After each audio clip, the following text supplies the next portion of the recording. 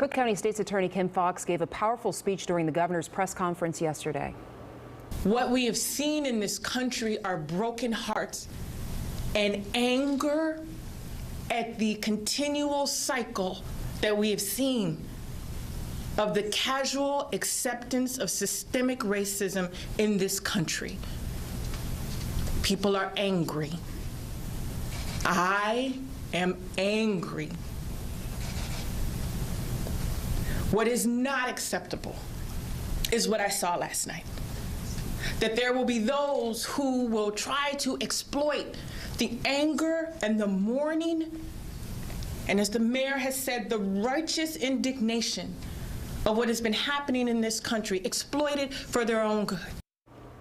And Kim Foxx is with us this morning to discuss more. Good morning, Kim. Good morning. Good morning, Lauren. Good morning, Larry.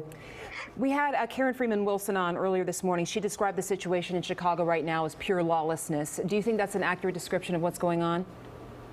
You know, I want to make sure we're clear that the protesters who are out there exercising their First Amendment rights, who are bringing their message to the streets, is what we want in this moment. I think what we've seen in the late night hours of people destroying businesses and really not just reckless but criminal behavior is unacceptable, absolutely unacceptable. For those store owners, how important is it for you to track down the individual looters, to hold them accountable? And in a bigger picture, how important is it to you to maybe find out if there are outside agitators involved in this process? It is absolutely important that we find out who is responsible for these behaviors. As we said, there are literally thousands of people who were out there at these protests making their voices heard, and there were people who were mixed among them under the cover of a righteous fight for liberation and justice, using this for their own good. And in addition to, exploiting those people, actively working to destroy businesses and livelihoods. And I want to be clear, it's not just about the business. We're talking about people who over the course of the last 2.5 months have, had to shut down, lose revenue, lay off workers, people who live in our very communities because of COVID-19 who are ready to reopen and rebuild only to have this happen. People have to be held accountable for their actions as they seek to destroy those businesses. I know there were hundreds of arrests over the weekend. I wasn't sure if any charges had been brought yet, but what do you expect to see? And someone else had mentioned earlier in this newscast that there could potentially be federal charges in terms of some of the banks in the area, maybe not in Chicago, but in Aurora. Yeah, we have seen an uptick in charges over the last 48 hours. Mm-hmm. I want to commend the men and women of the State's Attorney's Office who have been working remotely, who have volunteered. We had 70 additional volunteers to help us deal with the volume. A great majority of the cases that have come through have been lower level misdemeanors, but we have tracked down and started the process of prosecuting those who have engaged in what you all are describing as looting, which are actual burglaries. These are people who are breaking into closed businesses and stealing, which is a burglary, which is a very serious felony.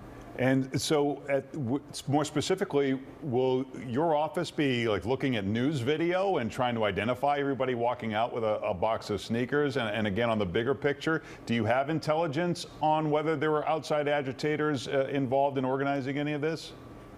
Our office will be working with the Chicago Police Department and other departments across Cook County, because this wasn't just a Chicago issue, to look at all of that intelligence, Larry, all of whether it's body-worn cameras, videos, news footage, everything that we can gather to be able to identify folks. We've also been working in coordination with our partners in the U.S. Attorney's Office, the FBI, and others during the course of the weekend to identify who, if we know that there are outside agitators who are here, to hold them accountable. These are things that are being looked at on both the state and federal level for prosecution. I know obviously your office works closely with the Chicago Police Department. How have you felt watching some of this video that we're seeing this morning from over the weekend, not only of course on the Magnificent Mile, but also in the neighborhoods of the city? Yeah, yeah. I'm at a loss.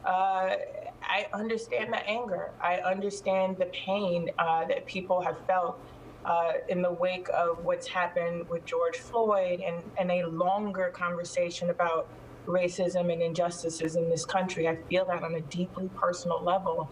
And at the same time, I am heartbroken that what's happened is that pain and anger and righteous movement is being hijacked by those who have their own agenda, who it isn't about making long-lasting change.